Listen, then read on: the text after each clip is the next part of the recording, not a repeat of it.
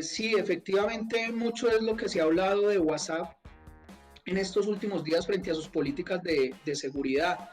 Y precisamente, a diferencia de lo que muchos pueden pensar y de lo que de esa guerra digital que se vive en redes sociales y de esa guerra digital entre empresas, yo por el contrario estoy totalmente de acuerdo con WhatsApp, y yo por lo menos no migraría de una plataforma que me está ofreciendo un entorno seguro, que me está ofreciendo, me está dando a conocer las políticas de seguridad de la información y de la protección de datos, dando cumplimiento incluso al marco normativo del Reglamento General de Protección de Datos de la Unión Europea, que así lo exige. Y lo que pasa es que acá en Colombia, desafortunadamente, no tenemos esa cultura de que nos estén diciendo que nuestros datos van a ser tratados. Ellos están cumpliendo y precisamente nos están garantizando a nosotros que nuestros datos, y ojo, porque es que acá hay una diferencia entre datos e información, yo creo que ya lo he venido mencionando, incluso en el libro, en el último libro que publiqué también lo menciono. Eh, una cosa son los datos. Cuando hablamos de datos estamos hablando del número de teléfono, estamos hablando del nombre, del número de cédula, del número de celular, eh, la hora, la fecha. Esos son los datos que se están captando. Quizás algunos datos también como las páginas que uno visita, pero es que eso no es un secreto para nadie, incluso ni siquiera WhatsApp, sino cuando entramos a navegar, pues las cookies quedan. Entonces, finalmente, yo estoy de acuerdo en quedarme en WhatsApp y no migrar a otras plataformas, que finalmente, como lo menciono muchas veces cuando me preguntan, ¿qué es más seguro? ¿Telegram o WhatsApp? Pues hombre, depende. ¿Quién quiere que no lo escuche? Si no quiere que lo escuchen en Estados Unidos, use Telegram. Si no quiere que lo escuchen en Rusia, pues use WhatsApp. Entonces, finalmente, cuando damos aceptar a instalar estas aplicaciones, finalmente tenemos que darle a aceptar en todas. Signal es un poco, exige menos accesos, pero finalmente siempre van a tener unos datos de nosotros, siempre, cualquier sea la aplicación.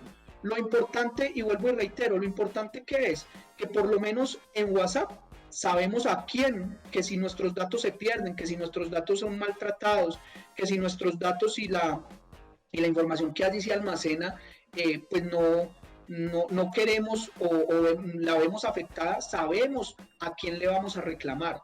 Ellos están dando unas políticas que ni siquiera nosotros nos tomamos el trabajo de leerlas, pero esas políticas nos están garantizando a nosotros nuestra protección de los datos y de la información, a diferencia de otras plataformas. Entonces, finalmente, la invitación es a que conozcamos un poco más, no nos dejemos llevar por lo primero que veamos en redes, porque estamos en una era digital, nos volvieron ciudadanos digitales, nos lanzaron al ciberespacio sin ciberseguridad y sin ciberculturizarnos, y entonces ahora lo primero que vemos es lo primero que creemos, en una guerra también de ciberdesinformación o desinformación digital. Entonces, es una guerra mediática entre empresas y compañías. No estoy a favor de una ni a favor de otra, pero lo que sí debo de decir a favor de WhatsApp es que está haciendo las cosas en el cumplimiento de la norma. Bueno, en el año 2017, incluso esta semana, me acuerdas tú, esta semana hice la publicación en mi red social Facebook y en las otras redes sociales, hice una publicación frente a un video que publiqué, valga la redundancia, en el año 2018, haciendo alusión en que hacía un año atrás se había creado en contexto para la Fiscalía General de la Nación el análisis prospectivo frente a la cibercriminalidad y la ciberdelincuencia, y se dijo que a 2021 todos y cada uno de los delitos que tiene el Código Penal iban a poder ser cometidos e iban a ser cometidos por medio del uso de los sistemas informáticos. Se le ha hecho el seguimiento a esa proyección que se hizo y efectivamente a 1 de enero del 2021 el 97% de los delitos del Código Penal habían sido cometidos por medio del uso de los sistemas informáticos, incluido el homicidio. Y ya lo hemos desarrollado en otras sesiones, cómo asesino yo o cómo cometo un homicidio por medio del uso de los sistemas informáticos. Hackeo un hospital, se vio hace poco en Alemania, incluso acá en Colombia también, hackearon unos hospitales, dejaron sin luz el hospital, los respiradores artificiales que tenían todos los pacientes que estaban en UCI producto de la pandemia se vieron afectados y los tuvieron que trasladar a otros hospitales. Entonces, todos los delitos podrán ser considerados delitos informáticos cuando sean cometidos por medio del uso de los sistemas informáticos. En el libro que acá lo tengo,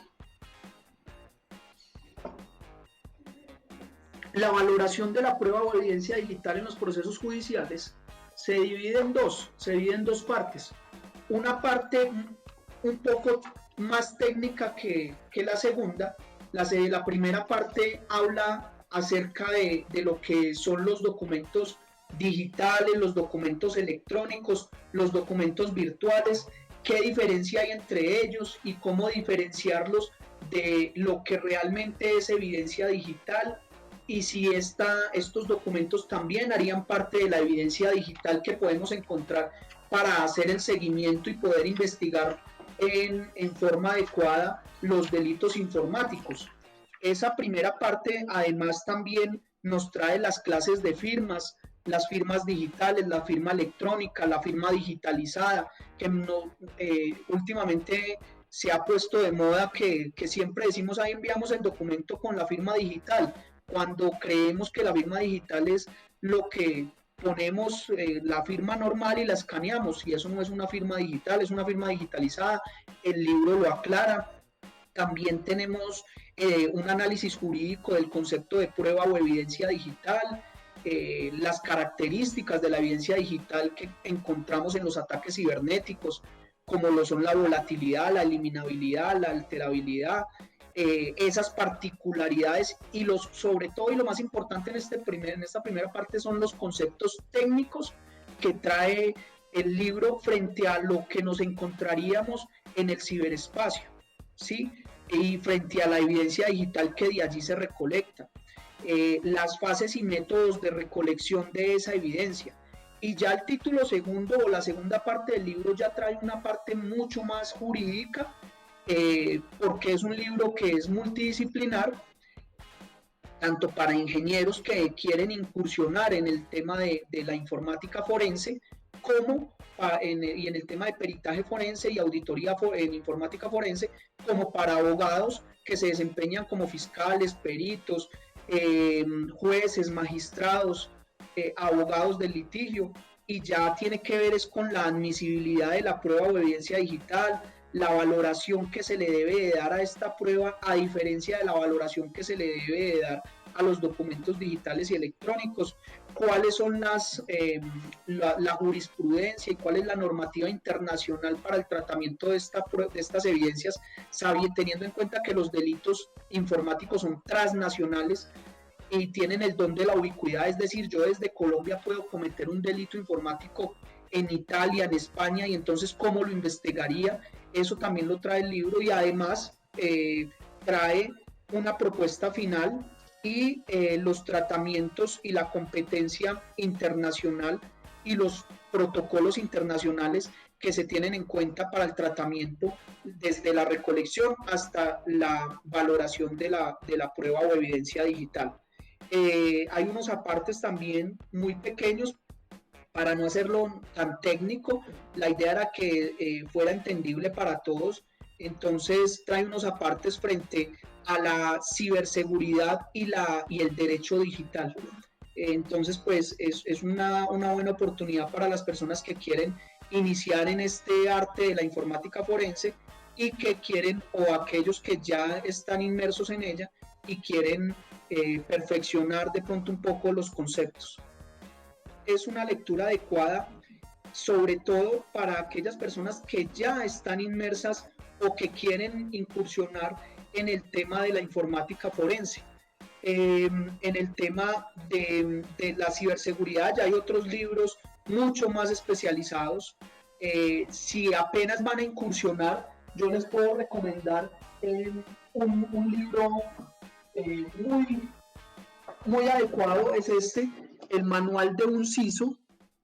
¿Sí? Este es el de Jamie Cano, que es el gran maestro de la ciberseguridad en Colombia. Y creo que ese sería un buen manual, precisamente así se llama, manual de un CISO, para que empiecen a ahondar en este tema de la ciberseguridad. Hay otros libros muy interesantes, como por ejemplo también, que soy gran fanático del profesor, del gran maestro Jamie Cano. Hay otro libro muy importante que es Inseguridad de la información, una visión estratégica. Este libro también es muy interesante y entendible para el común de la gente, sin necesidad de tener que ser ingeniero o técnico en sistemas. Son libros básicos que nos van a dar el punto de partida para ingresar allí en ese tema de la ciberseguridad. Ya una persona que esté ya inmersa, pues ya hay una enciclopedia completa, que es la enciclopedia del Easy Council, y el de Cisco, y la enciclopedia de Cisco, frente a la certificación de auditor forense. Entonces, pues esos serían los libros que yo recomendaría